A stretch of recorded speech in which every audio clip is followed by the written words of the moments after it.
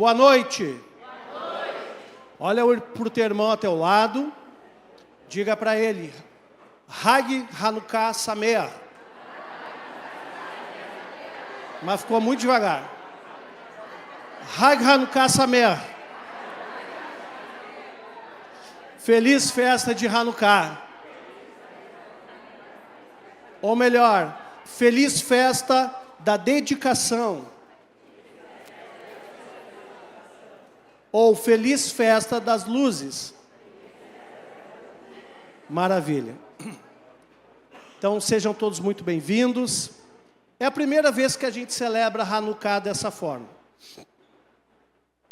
E eu quero iniciar essa noite, eu vou falar sobre muitas coisas aqui.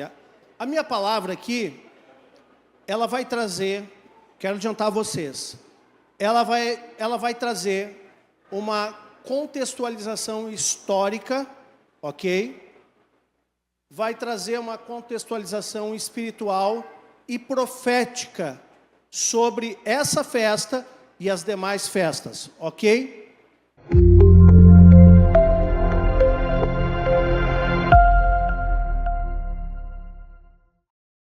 Antes de tudo, antes de nós entrarmos propriamente ditos no assunto, eu quero que vocês prestem muito atenção.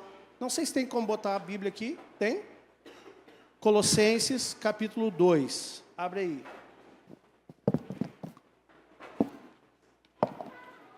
Quem aqui já participou de uma festa de Hanukkah? Ninguém? Então seja muito bem-vindo. Colossenses, capítulo 2.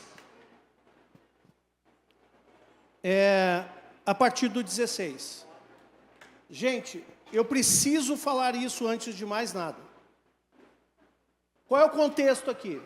Paulo estava conversando com a igreja de Colossos e ele estava dando instruções, porque havia uma pressão na época por parte de alguns judeus, principalmente ligados ao farisaísmo e aqueles partidos religiosos da época, para que os gentios que não eram judeus adotassem todas as culturas do judaísmo.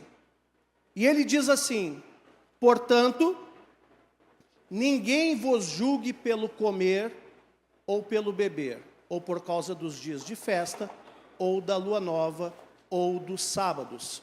Próximo. 17. Que são sombras, diga, sombra, das coisas futuras. Mas o corpo é de Cristo. Então volta para o 16. Volta para o 16. Eu vou traduzir para vocês o que Paulo está dizendo aqui. Paulo está dizendo que ninguém deve julgar aqueles que não são judeus por causa de comida ou bebida. Quem lembra das leis alimentares de Levíticos 11? Não podia comer aquilo, aquele outro, coisa e tal. Paulo está dizendo, olha, ninguém pode julgar ninguém por causa de comida ou bebida. Porque aquelas leis alimentares foram para um período e para o povo judeu. Mas, na nova aliança, nós vamos entender o que aconteceu. Segundo, você não deve julgar ninguém, e nós não podemos julgar ninguém, inclusive os judeus julgaram os gentios, por causa dos dias de festa. E está falando aqui da celebração das festas bíblicas, ok? E também não por causa da lua nova, ou seja, havia uma festa mensal que era as festas da lua nova, também era uma prática dos judeus. E por fim, por causa dos sábados, ou seja, o Shabat. Então, Paulo falou assim, ó, nenhum judeu ou nenhum religioso da época poderia julgar os gentios e fazer algum tipo de exigência para a igreja do Senhor em relação a comida e bebida, não poderia fazer exigência em relação às festas bíblicas, não poderia fazer exigência em relação às festas da lua nova que os judeus também celebravam, e também a questão do sábado. Paulo está deixando claro que nenhum judeu poderia fazer nenhuma exigência para a igreja gentílica acerca desses assuntos. Por quê? Põe 17 de novo. 17. Porque todas estas coisas, preste atenção, as questões alimentares, as questões do sábado, as questões das festas bíblicas e das festas de lua nova, todas essas questões eram sombras, ou seja, elas tinham um cunho profético para as coisas que viriam. Então ela sombra, essas coisas, elas tinham uma intenção profética para aquilo que viria no futuro. São sombras das coisas futuras, mas o corpo é de Cristo. Então o que ele está dizendo? Que a igreja, como corpo de Cristo, de certa forma, Cristo, pela sua graça, ele pagou qualquer exigência em relação a estas coisas. Cristo, pela sua graça, ele cumpriu a lei e resgatou-nos do jugo. Então, o entendimento que nós temos hoje não é que nós temos uma obrigatoriedade em celebrar qualquer uma dessas festas. Entenderam?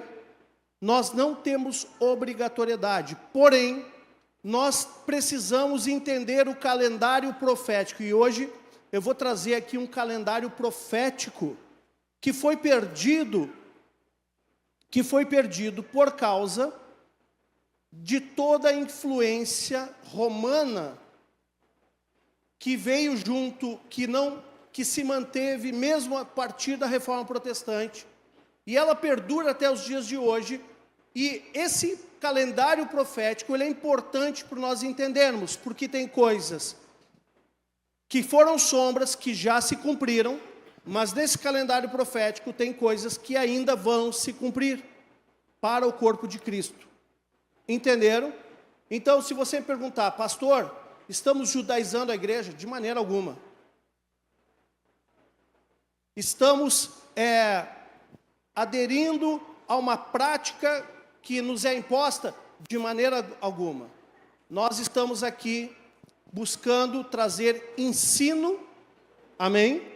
Teve uma vez que nós fizemos uma festa de Páscoa, uma Pessah, dentro de toda Haggadah judaica para fins pedagógicos, para instruir a igreja e trazer entendimento. Então, hoje nós estamos celebrando a Hanukkah dessa forma, não porque nós somos judeus, não porque por qualquer outro motivo, mas porque entendemos que essas celebrações, elas apontam para o Messias, elas têm algo a ver com o Messias, e o fato de nós hoje lembrarmos essas festas, e até realizarmos algumas se tivermos desejo, não obrigação, isso faz com que nós estejamos dentro da profecia, porque todos os eventos proféticos estão ligados a essas festas. Então, o maior objetivo dessa festa é o calendário profético bíblico para as coisas que já aconteceram e algumas que irão de acontecer. Amém? Então, entendendo isso, está sendo transmitido hoje? Não, mas está sendo gravado. Está sendo transmitido? Glória a Deus. Que Deus abençoe e recebe em nome de Jesus. Vamos lá, então. Então, queridos, quero deixar claro isso. Nós não temos obrigatoriedade nenhuma e de maneira alguma estamos judaizando a igreja, ok? Nós estamos aqui aproveitando o momento para lembrar o calendário profético de Deus na terra, o calendário bíblico na terra, que por nós termos influência de outras culturas, nós começamos a caminhar em outros calendários, em outra agenda que não é a de Deus. E agora nós precisamos, muitas vezes, trazer à memória essas celebrações para entender a agenda de Deus sobre a terra. Vamos lá, então. Eu quero começar trazendo... Já está no ponto ali, Marina? Já? Então vou começar por isso aqui, tá? Eu fiz um calendáriozinho profético para nós. Calendário profético das festas bíblicas, tá? Depois nós vamos falar de Hanukkah. Mas esse calendário, eu fiz questão de organizar ele por os eventos da vida de Cristo. Porque todas essas festas, elas têm um evento associado ao Senhor Jesus. Amém? Então, olha só, vamos ver, olha que interessante isso, acompanha aí, vamos lá. Pode colocar o primeiro, por favor. A primeira festa, tá? Embora não seja uma festa descrita como festa fixa do Senhor, lá em Levítico 23, essa festa Hanukkah, ela aconteceu no período interbíblico, nós vamos entender um pouco mais sobre ela depois, tá? Período intertestamentário. E o que acontece? O evento na vida de Cristo que aponta Hanukkah. Depois eu vou mostrar isso na Bíblia, tá? Concepção de Jesus no ventre de Maria. Então a Hanukkah foi quando Jesus foi concebido. Lembra que o anjo veio para Maria, disse assim, ó, você vai ter um filho, e ele vai ser o Messias, e aí a Bíblia diz que o Espírito Santo fecundou Maria, depois eu vou explicar um pouco mais sobre isso. Ali naquela fecundação, foi quando acontece, então, Deus que é luz, e a Bíblia diz que Ele é Pai das luzes, Ele veio ao mundo através do Espírito Santo para fecundar Maria. Então, Hanukkah, ela associa com a imagem de Cristo, com a fecundação, né? Só que o evento que aconteceu para os judeus foi a dedicação do templo e o milagre da luz que não se apagou. Então, tem tudo a ver com essa fecundação, tem tudo a ver com o milagre, e o milagre de uma luz que foi acendida no templo, e essa luz não se apagou por 8 dias. Eu vou explicar melhor depois de eu contar a história dos Macabeus para vocês, tá? Então, Cristo foi concebido em dezembro, e é a luz do mundo.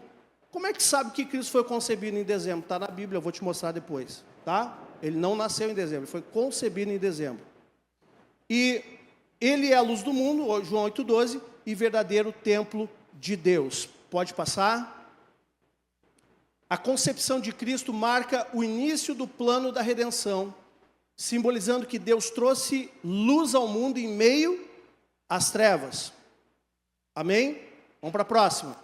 Aí a segunda festa bíblica é Sucote, que o evento na vida de Cristo é o nascimento de Jesus em Belém, que foi na ocasião de tabernáculos. Então, durante a festa de tabernáculos, os israelitas lembravam a presença de Deus no deserto e viviam em cabanas temporárias. Foi estabelecimento do reino de Deus na terra em tabernáculos, lá que teve, inclusive, o tabernáculo de Moisés, que foi o estabelecimento do reino de Deus na terra. Ele estabeleceu 12 tribos, e uma 13ª, que era a tribo de Levi, e ali, a partir do serviço levítico do tabernáculo de Moisés, então ali teve o estabelecimento do reino de Deus na terra, e fazendo assim Israel o seu povo.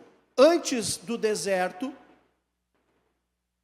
quando eles ainda estavam no Egito, eles eram considerados o povo hebreu, mas foi no deserto que ele se tornou o Israel de Deus. Amém? Vamos lá. Então, em João 1,14 lemos, o verbo se fez carne e habitou entre nós. Literalmente tabernaculou entre nós. A palavra do grego é skenu. Essa palavra, ela é literalmente fazer uma cabana. Então, tabernáculo é uma cabana, festa das cabanas ou Sucote. A Bíblia diz então que Jesus, o verbo, ele skenu entre nós, ou seja, ele tabernaculou entre nós e habitou entre nós, ok? Então, o nascimento dele foi em tabernáculos. Próxima festa, vamos lá. Então, o nascimento de Jesus cumpre o simbolismo de Sucote, revelando Deus habitando entre todos os homens. Próximo slide, vamos lá. Próxima festa.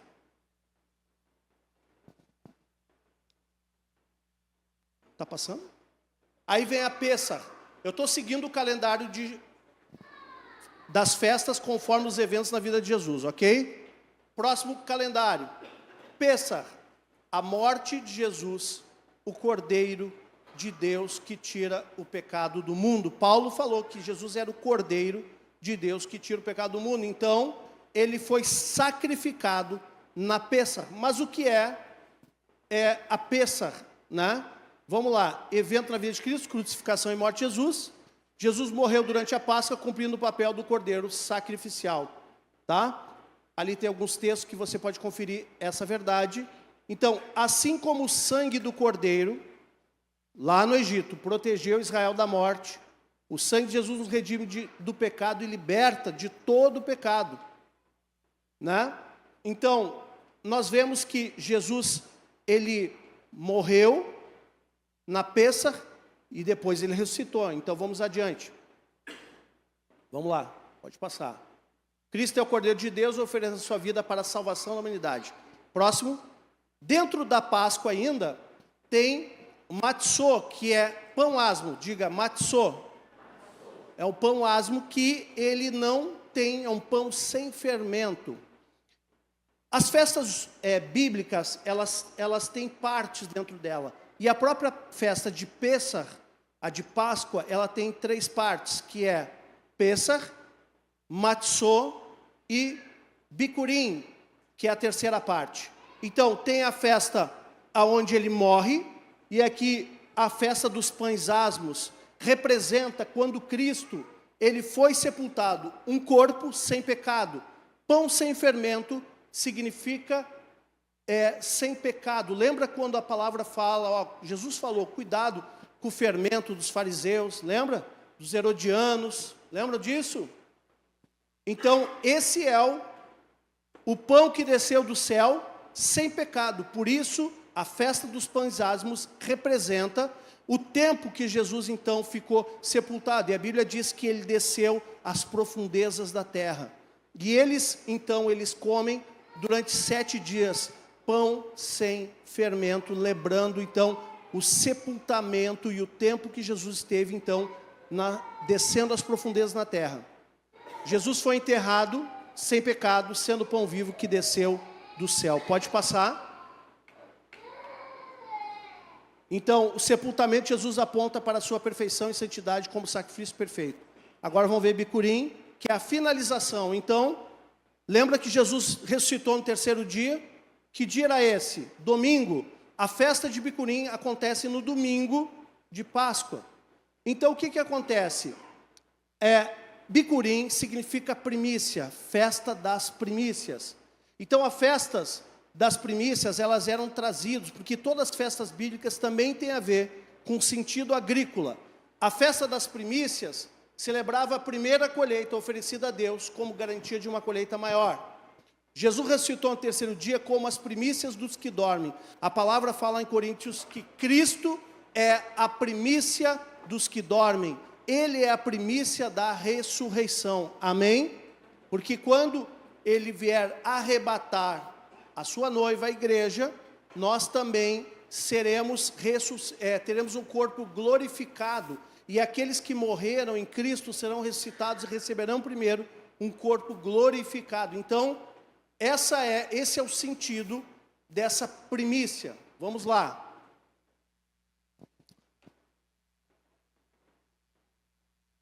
A ressurreição de Cristo é a garantia da vida eterna para todos aqueles que creem nele. Amém. Vamos adiante. Agora, Shavuot ou Pentecoste tem a ver com o Espírito Santo, né, que desceu em Pentecostes, e também o nascimento da igreja tal como é hoje. Porque essa igreja tal como é hoje, ela só pode a partir da presença do Espírito Santo na vida da igreja. Amém? Então vamos lá.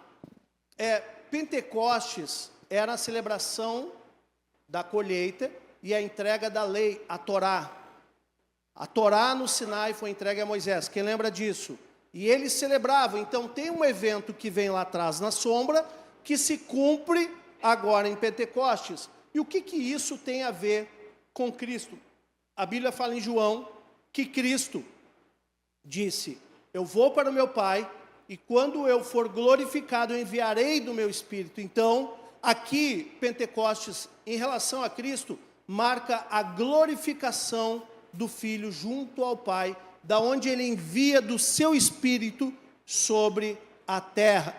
Pode passar. Então, o Espírito Santo, agora, no Sinai foi entregue a Torá, mas agora a Bíblia diz que o Espírito Santo, Ele vai escrever a lei no coração dos seus filhos, amém? Então, Cristo cumpre a sua promessa de enviar o Consolador, inaugura essa era da igreja como uma colheita espiritual, amém? Então, nós vemos também Yom Teruah. Essa festa aqui, ela é agora uma festa que ela coincide com a Rosh Hashanah, que é o ano novo do calendário civil dos judeus. Yom Teruah, também conhecida como Festa das Trombetas, e agora nós entramos no profético. Porque essa festa aqui, ela está casada com tabernáculos. São 3, na verdade. E dentro de tabernáculos também tem algumas divisões que nós não vamos ver, tá? Para nós ganharmos tempo. Mas são 3 que acontecem. No primeiro dia, toca a trombeta, festas das trombetas, uma chamada ao arrependimento.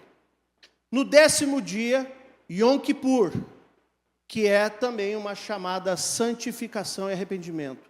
E no 15º dia, começa Sukkot, ok? Nós vimos Sukkot lá atrás, no nascimento de Cristo. Mas agora nós estamos vendo Sukkot profetizando algo a mais, que é esses 3 eventos, que eu já vou falar agora, depois eu mostro o slide. A festa das trombetas, ou o Rosh Hashanah, é a profecia para o arrebatamento da igreja. Essa festa, ela profetiza o arrebatamento da igreja, um evento escatológico. Amém? Depois do arrebatamento da igreja, e aqui eu vou fazer uma pausa, você pode segurar o slide aí. Vamos abrir nossas Bíblias em Coríntios, deixa eu ver aqui onde é que é o texto, peraí.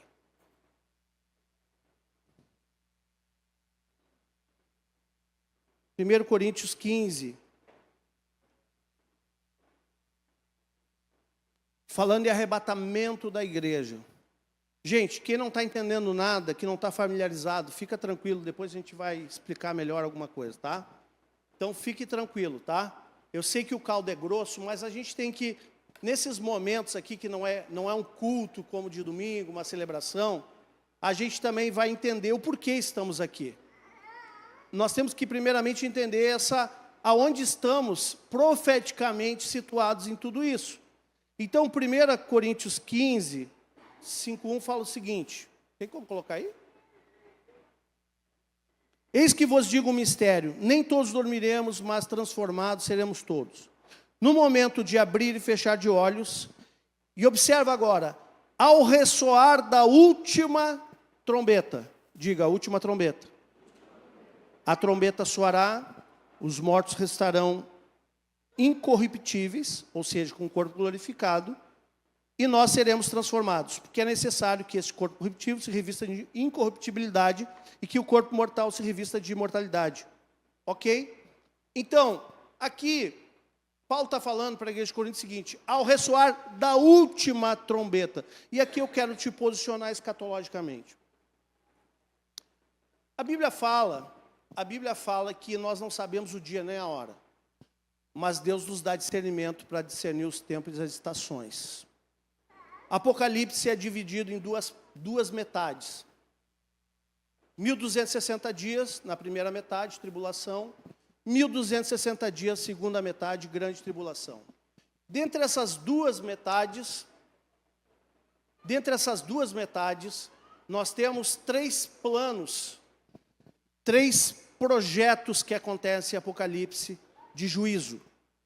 Primeiramente, 7 selos, depois 7 trombetas e depois 7 flagelos ou 7 taças da ira de Deus. Os 7 selos, eles vão acontecer na primeira metade. Já provavelmente no finalzinho da primeira metade, iniciando a primeira trombeta ou a segunda, talvez. E nós teremos ali o desenvolvimento dessas demais trombetas durante a segunda metade, chamada Grande Tribulação. No finalzinho, teremos 7 juízos mais pesados, onde o pau vai torar mesmo. Antes, já vai acontecer juízos, porque os selos, trombetas e taças são juízos. Só que a chapa vai esquentando e a coisa vai ficando cada vez mais tensionada, né? Só que a palavra está dizendo aqui, e é uma interpretação teológica que eu me identifico com ela, que após essa 7ª trombeta, ao ressoar essa 7ª trombeta, vai acontecer o arrebatamento da igreja. Então, aí você entende, opa, festa das trombetas, ela aponta para o arrebatamento da igreja. Nós não sabemos o dia nem a hora, ninguém sabe. Mas nós sabemos o tempo e as estações. E tem sinais escatológicos na palavra que apontam para um determinado tempo. Então, nós vemos que essas últimas 7 taças da ira de Deus, eu não creio que nós estaremos, porque a Bíblia diz que a ira não é para os filhos. Amém? Mas, nós vemos que esses primeiros 7 selos, e hoje não é aula de escatologia, tá? Mas é só para dar um panorama para vocês. Porque ao identificar as festas, eu começo a me encontrar no calendário bíblico profético. Então, o que vem depois do Yom Teruah? Vem Yom Kippur e depois vem Sukkot novamente, que é a festa das cabanas ou festa de tabernáculos. Então, como é que acontece isso? A festa das trombetas é a festa que aponta para o arrebatamento da igreja. Yom Kippur, que é o dia mais importante do judeu, aonde o sumo sacerdote entrava uma vez por ano no Santo dos Santos, para aspergir sangue sobre a Arca da Aliança, sobre o propiciatório, para propiciação de pecados. É o tempo que Jesus vai ter durante essas 7 taças finais para se revelar aos judeus, e muitos serão salvos. Nesse momento é que Cristo vai se revelar para o povo judeu, e muitos reconhecerão, depois de tudo, que Ele é o verdadeiro Messias.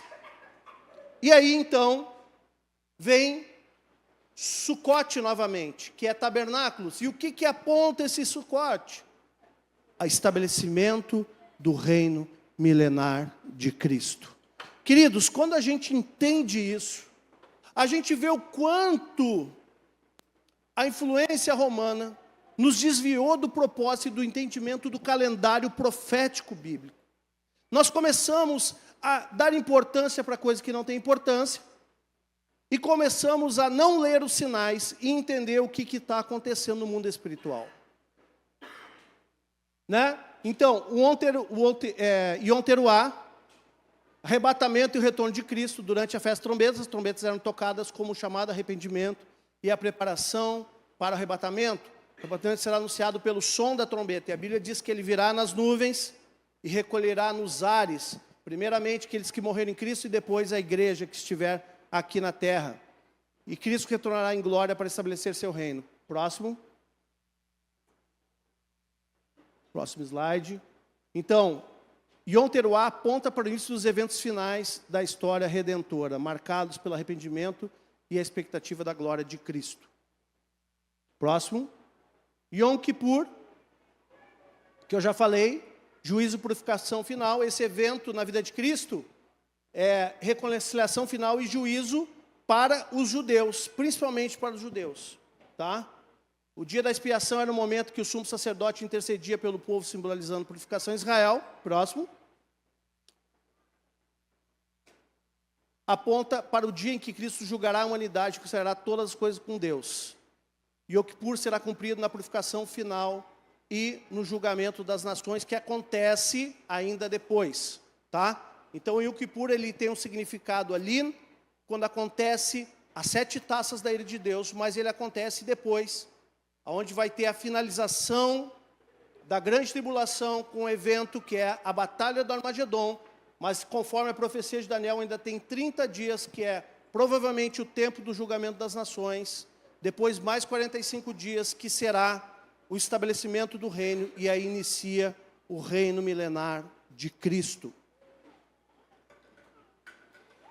Amém? Esses julgamentos das nações não é o juízo final. Nós vamos ter que fazer uma série escatológica para nós entender essas coisas, né?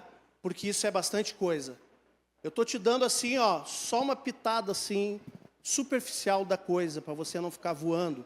Mas você precisa entender os sinais escatológicos. É por isso que nós, mesmo não tendo obrigatoriedade nenhuma de celebrar nenhum tipo de festa dessas, nós precisamos ler os sinais dos tempos, e essas festas profetizam por aquilo que já aconteceu, foi sombra do que já aconteceu, e continua algumas, por exemplo, essa parte final, sombra ainda daquilo que virá. E mesmo durante o reino milenar de Cristo, nós celebraremos a festa de tabernáculos de Jerusalém, porque isso está profetizado em Zacarias.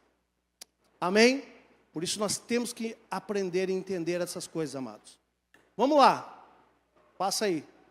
Ainda só aí Sucote, né? Reino milenar de Cristo, o reino de Deus habitando entre os homens, porque Sucote ele tem a ver com habitação, tabernacular, Deus vindo para a terra, como veio no nascimento, e agora está vindo também, virá também para reinar em glória, né? Então, durante o milênio, Cristo governará na terra, habitando entre os homens. Zacarias, né? Como eu já falei, lemos que todas as nações da terra celebrarão a festa de tabernáculos, reconhecendo a soberania de Deus. Isso vai acontecer na ocasião do milênio. Pode passar.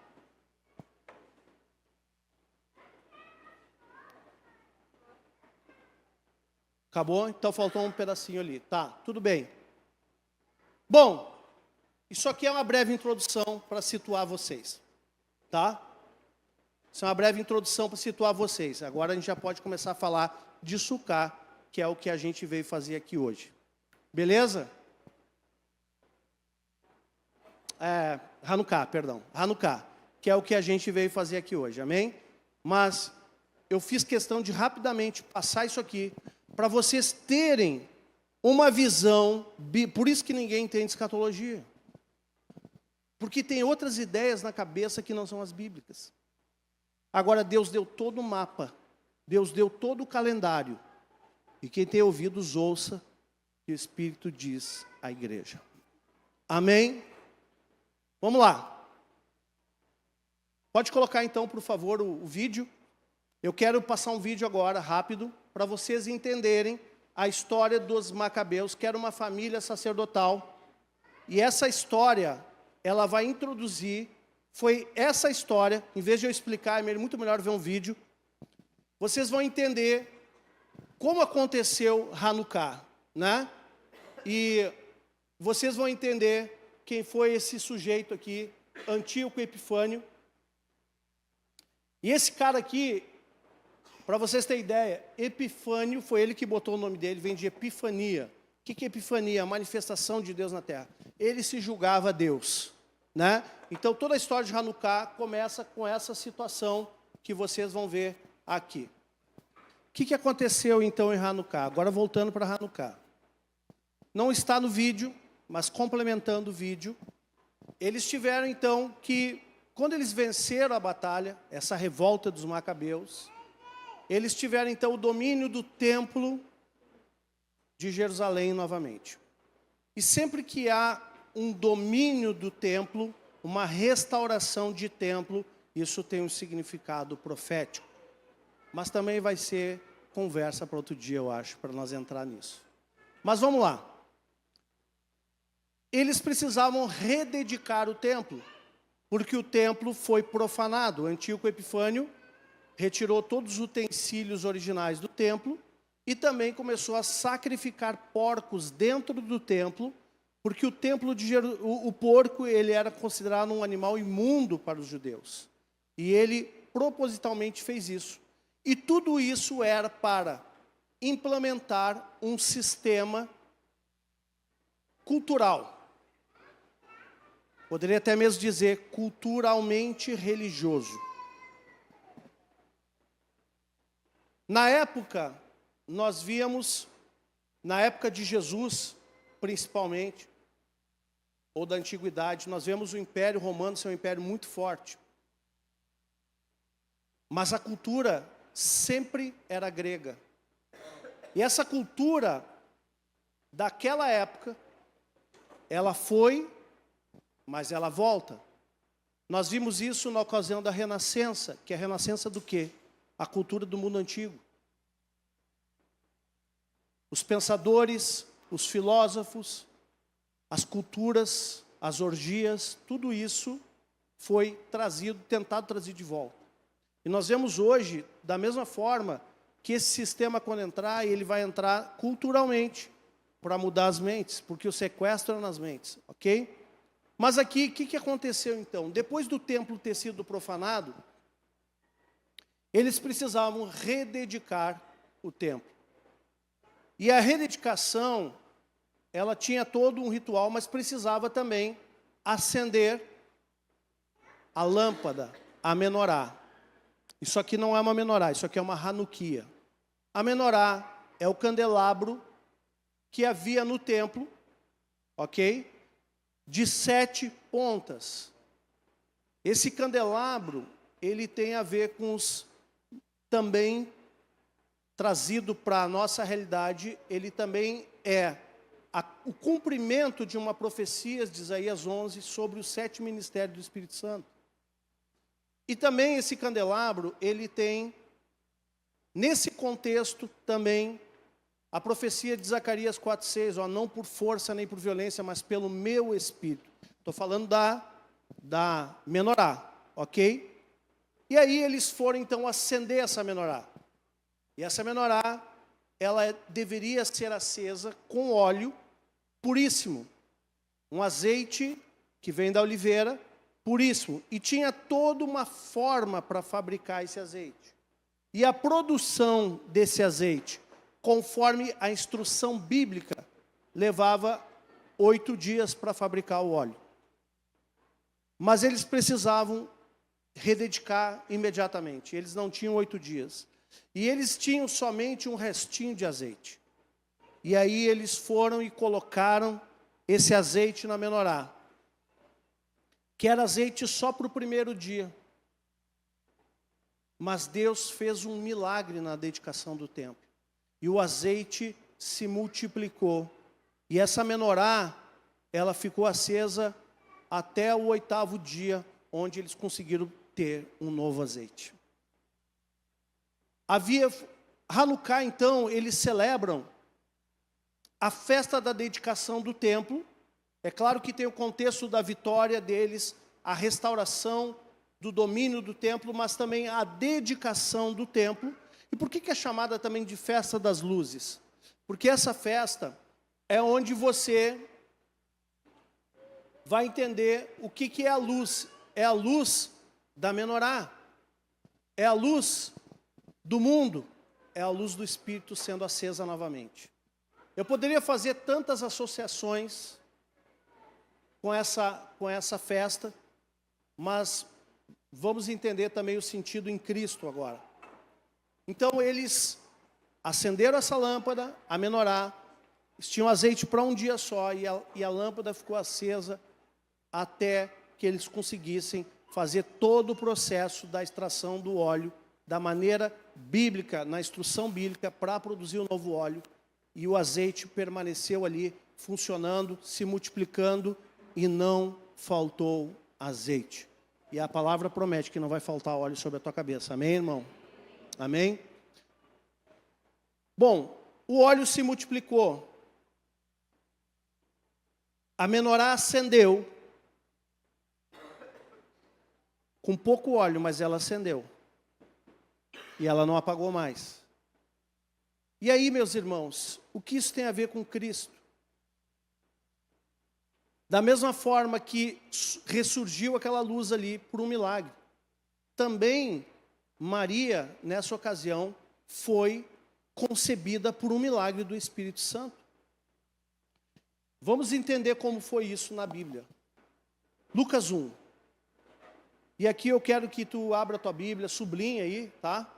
Para você nunca mais esquecer quando aconteceu o milagre da fecundação de Maria. Olha só que interessante. Maria foi fecundada em dezembro. Isso, e Hanukkah aponta para essa fecundação, para a concepção de Jesus em Maria. Mas Jesus nasceu só em Sucote, só em tabernáculo. Olha só que interessante. Quando nós recebemos Jesus, o Espírito Santo nos convence. É verdade ou não é? Ele primeiro nos convence ao arrependimento. O nosso coração é fecundado. O nosso coração é fecundado. Confessamos com a boca e cremos com a justiça. Cremos para a justiça, com o coração. Confessamos com os lábios. Mas o nascimento, ou o novo nascimento, é só no batismo.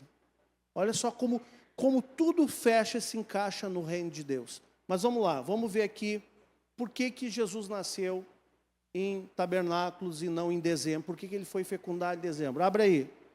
Lucas capítulo 1, versículo 5, diz assim.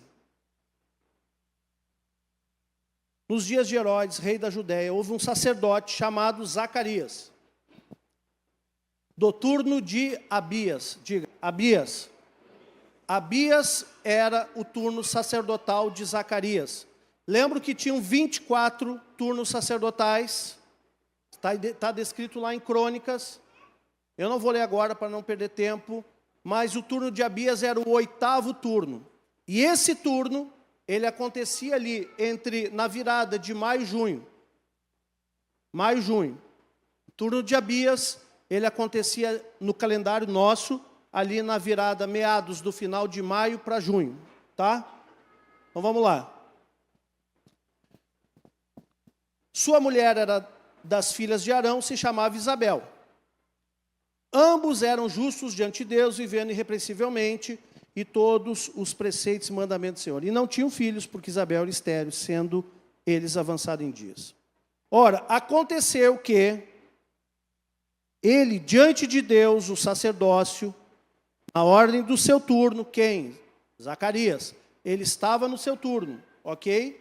Coube-lhe por sorte, segundo o costume sacerdotal, entrar no santuário do Senhor para queimar incenso. Esse turno, ele dura uma semana, de sábado a sábado, ok?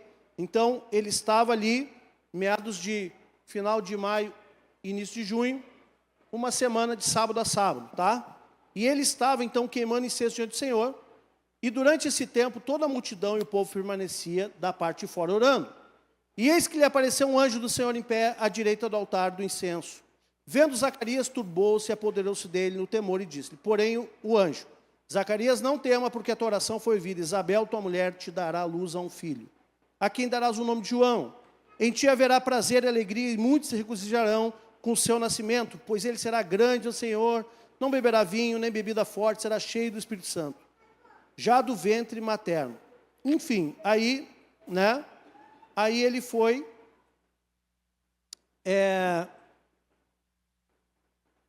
Vamos para o 21. Aí ele ficou mudo, porque ele duvidou do anjo. Aí vai para o 21. O povo estava esperando Zacarias e admirava-se que tanto se demorasse o santuário. Mas saindo ele não podia falar, então entenderam que tiveram uma visão no santuário. Expressava-se por acenos e permanecia mudo. Sucedeu que, terminados esses dias, que dias? Desse turno dele. Aquela semana, 7 dias, que ficava no turno de Abias. Então, terminados os dias do seu ministério, voltou para casa. Passado esses dias, não semanas, não meses, então foi naqueles dias. Sua mulher concebeu, ficou grávida. E ocultou-lhe por 5 meses, ocultou-se por 5 meses, dizendo, assim fez o Senhor contemplando para anular o meu opróbrio perante os homens. Então, Isabel fica grávida ali em junho, ok? E por 5 meses, ela mesma ocultou. Presta atenção. Aí,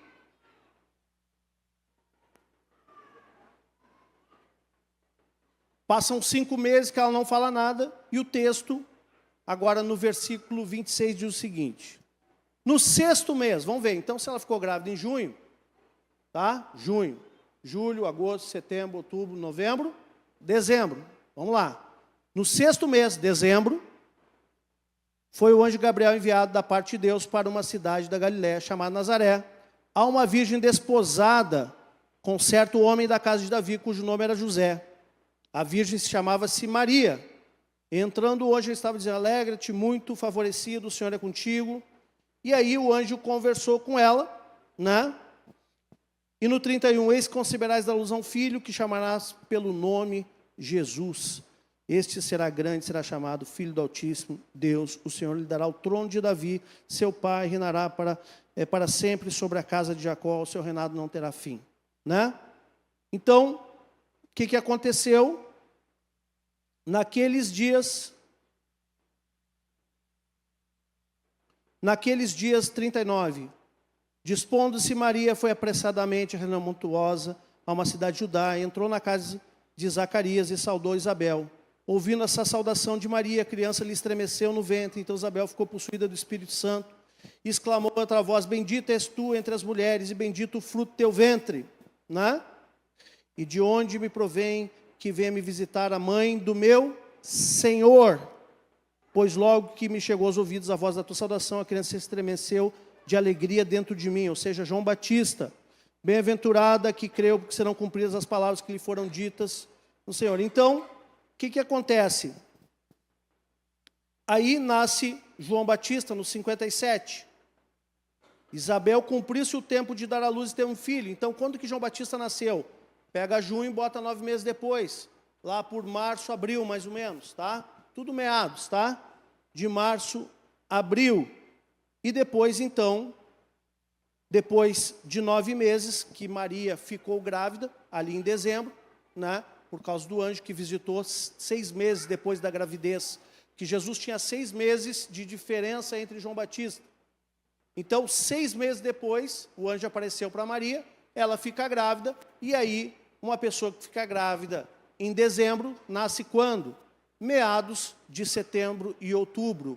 Isso acontece exatamente dentro de Sucote. Entenderam? Amém? Por que a gente fala isso? Porque essa é a verdade bíblica. E quando nós temos a verdade bíblica, nós podemos viver a palavra. E o que me importa aqui para vocês nessa noite, não é combater outras doutrinas que não são bíblicas. O que me importa é que a verdade esteja no teu coração. O problema é estar fora da verdade. Porque o Senhor pede o nosso coração. Quando a verdade entra no nosso coração, nós começamos a entrar no projeto profético e escatológico de Deus, aonde nós vemos que todas essas coisas vão se cumprir no devido fim. Entenderam? Então, o objetivo aqui não é falar do nascimento de Jesus, mas entender quando Maria ela concebeu Cristo. E 9 meses depois, ele nasce. Então, queridos, hoje, Hanukkah para nós, cristãos, tem o sentido de quando o Espírito Santo fecunda Maria. Essa luz veio ao mundo, ali através do Espírito Santo e Maria. Deus tabernaculou entre nós. O nascimento não foi em Hanukkah, mas ali foi a concepção, foi ali que aconteceu. E nós vemos que o Senhor Jesus, ele também celebrou essa festa. Se você olhar lá, por favor, abra em João 10. Já estou terminando, não quero demorar. João 10. Você vai ver aqui, ó, no 22. Celebrava-se em Jerusalém a festa da dedicação. Era inverno, né? Inverno.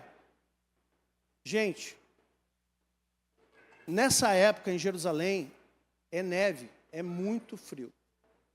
É muito frio. Isso também colide com alguns relatos bíblicos de uma possível possibilidade de Jesus nascer em dezembro. A narrativa bíblica não mostra dessa forma. Ok? Mas vamos lá.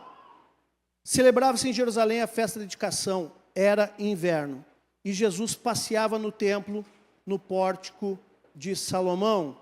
Rodearam-no, pois os judeus o interpelaram: até quando nos deixarás a mente suspenso? Se tu és o Cristo, dize-nos francamente. Respondeu-lhe Jesus: vá, já vô-lo disse, e não credes. As obras que eu faço em nome de meu Pai testificam a meu respeito.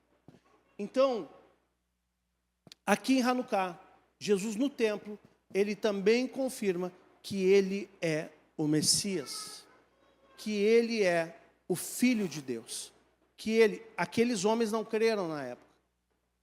Eles viram as obras que nós não vimos e não creram. E hoje nós não vemos as obras que aconteceram naquela época, nós não estávamos lá, a não ser que alguém seja muito velho aqui, tenha mais de 2000 anos, mas nós não vimos com os nossos olhos naturais, mas nós cremos. Isso só pode ser obra do Espírito Santo, não é verdade? A gente lê o que aconteceu e crê, só pode ser obra do Espírito Santo. Então, Hanukkah, ele tem todo esse simbolismo da concepção do Messias, da revelação do Messias no templo. Ele tem o simbolismo também que Hanukkah traz a ideia de um milagre, de rededicar o nosso templo. Nós somos templo do Espírito. Uma rededicação do nosso templo. Hanukkah também traz a ideia de que nós somos, talvez hoje aqui alguém não conheça Cristo, talvez hoje o Espírito Santo entre no teu coração e te diga, ó, essa é a oportunidade para você ser fecundado no teu coração e conceber uma nova vida que vai nascer nas águas do batismo. Amém? Mas a concepção já pode ser hoje. Amém? Hanukkah fala disso também. E Hanukkah também fala de um milagre de multiplicação. Talvez hoje você que está aqui me ouvindo, e me perdoe por trazer tantos aspectos históricos, proféticos, escatológicos, talvez a pessoa está confusa, então esquece tudo que eu falei, quem não entendeu nada, esquece. Não tem problema, mas guarda isso no teu coração que eu vou dizer agora.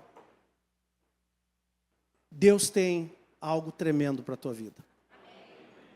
Hanukkah fala também de um milagre, aonde o óleo se multiplicou. Eu quero te dizer, a tua vida, ela vai se multiplicar quando você tiver esse óleo dentro de você, esse óleo no seu coração, essa chama pelo avivamento, pelo Evangelho, essa chama por Cristo no seu coração, vai se multiplicar a tua alegria, vai se multiplicar os teus sonhos, vai se multiplicar muita coisa, porque Ele traz um novo sentido para as nossas vidas.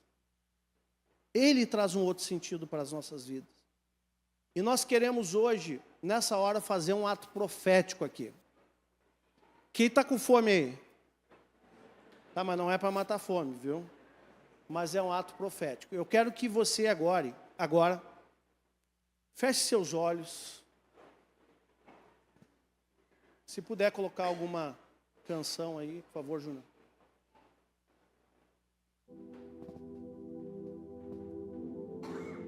Diga assim: Espírito Santo, da mesma maneira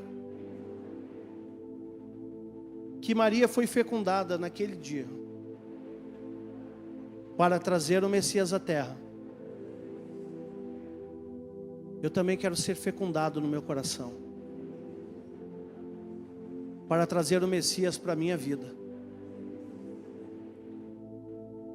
Da mesma forma que a vinda de Jesus a essa terra trouxe luz para o mundo que estava em trevas.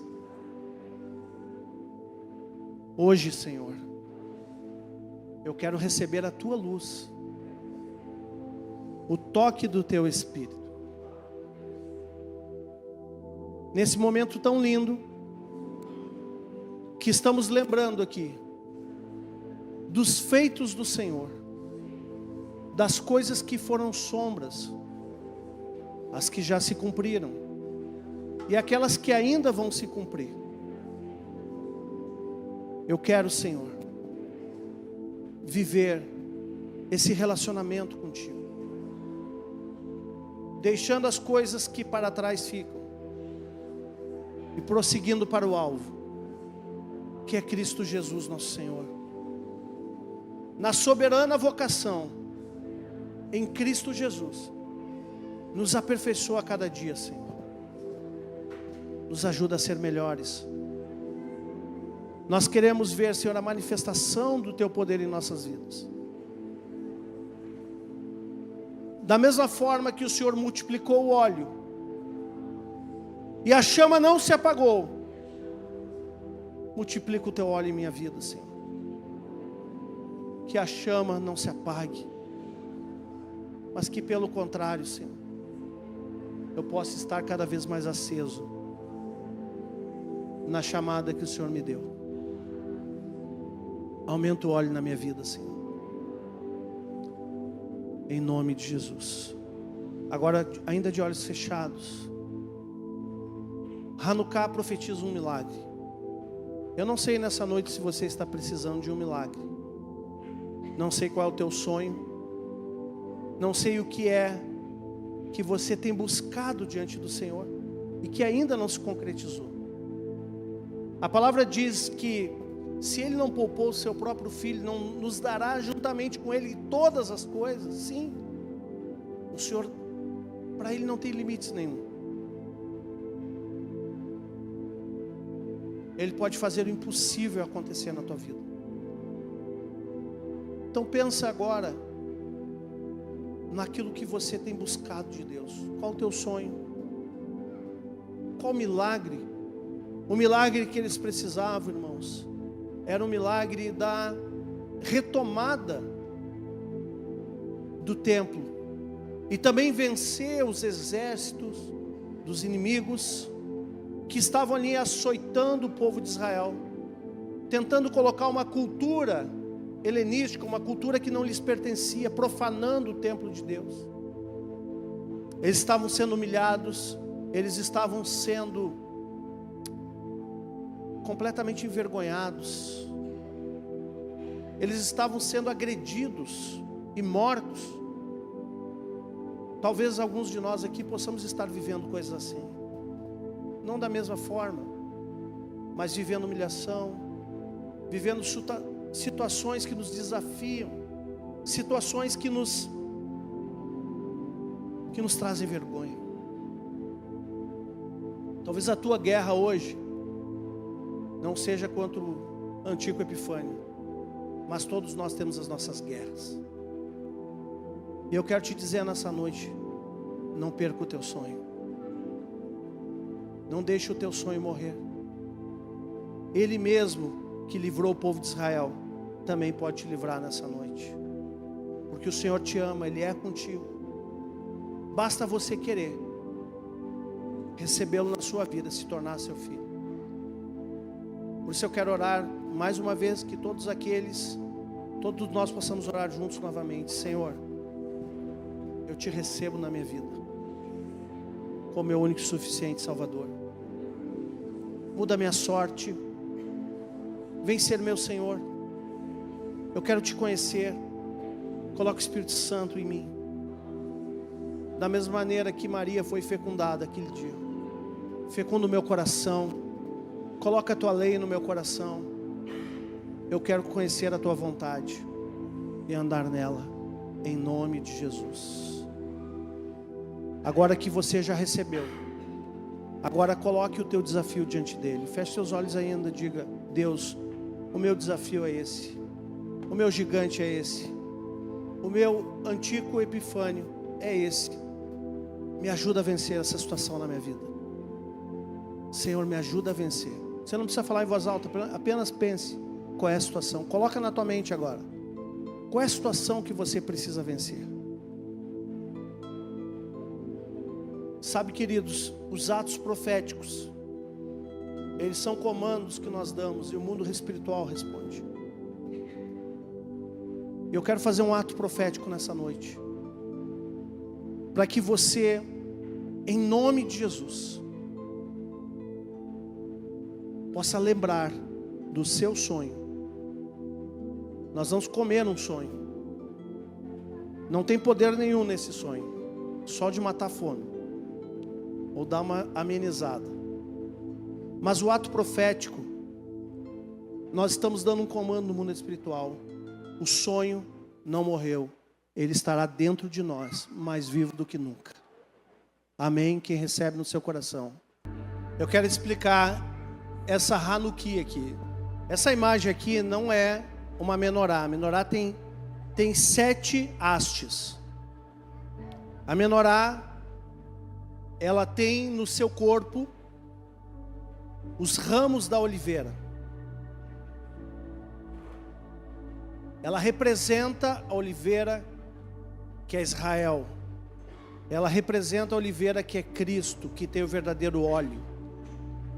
E ela tem 7 lâmpadas ou 7 velas, que representa a plenitude do Espírito.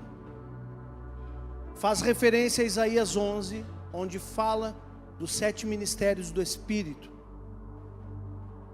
Essa aqui é uma Hanukkah. Essa aqui foi criada depois, porque ela tem 9 pontas.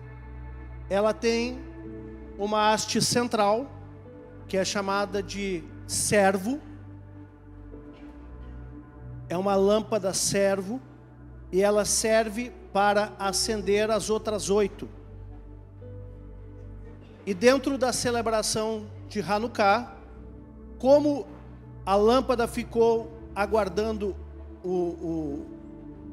a menorá ficou 8 dias aguardando a produção do novo óleo. Então o milagre aconteceu durante 8 dias, que a lâmpada não se apagou. Então na celebração dos judeus de Hanukkah, eles pegam a lâmpada do meio, que é a servo, e durante 8 dias eles acendem cada dia uma. Por isso tem 9, ok? O nome disso aqui é Hanukkah. Não confunda com a menorá, que tem 7. Essa aqui tem 9. 8 representando cada dia, que o óleo não apagou, e a do meio, que é a utilizada para acender as demais, tá? Na celebração dos judeus, eles celebram essa festa durante 8 dias, né? Tem toda uma celebração envolvida nisso para que eles façam esses 8 dias.